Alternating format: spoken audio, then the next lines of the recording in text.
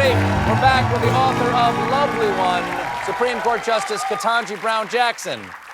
Okay, sometimes justices, as you said, will read dissents from the bench, but not always. True. When does that happen? Is that when you really want to send a message, whether it's you or someone of the other three liberal justices or some of the more conservative justices, both sides will read dissents from the bench. Is that when you really want to send a message that, you know, respectfully, the majority is bonkers?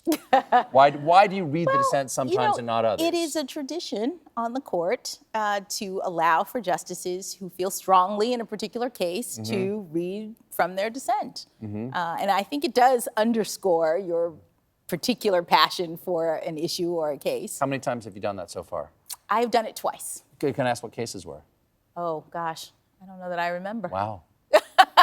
So maybe they weren't so passionate for me. You did better than this on your...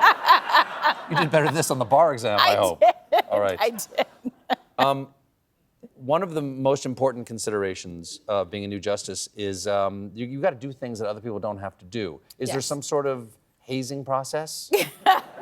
Well, I was assigned to be the chair of the cafeteria committee, so... What? Maybe that's So that's it. why you're having carrot coins on Tuesday? Why?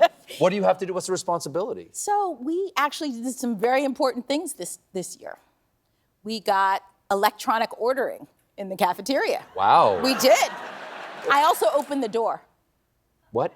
I opened the door in conference. What does that mean? That means if we're sitting in conference and the justices are by themselves. Oh, it's just you guys talking about an issue. And, you know, someone comes to I get up and I answer it. That's just the job of the young person? person? That's the job of the junior justice. Wow.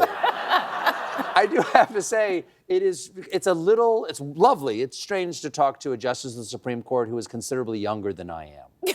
I find it unnerving that I have achieved nothing in my life. No. One of the things that we like on this show is that I'm a big fan of poetry. Yes. And I know that you are a particular fan of this poem right here called The Ladder of St. Augustine. I am. And what does it mean to you? And if you wouldn't mind, if you could read just a small portion of it, that would be lovely. So it is a poem that talks about hard work, which I talk about in the book quite a bit because I sort of felt like this was my professional brand throughout my life, working very hard. And I kept 2 stanzas up on my bulletin board in almost every job that I had because it was so motivational. And so this is The Ladder of St. Augustine by Henry Wadsworth Longfellow. And he says, "We have not wings, we cannot soar, but we have feet to scale and climb. By slow degrees, by more and more, the cloudy summits of our time. The heights, by great men reached and kept, were not attained by sudden flight, but they, while their companions slept, were toiling upward in the night." Beautiful. I love that. Thank you. I should give that to everybody I know. Thank you, Justice. So much.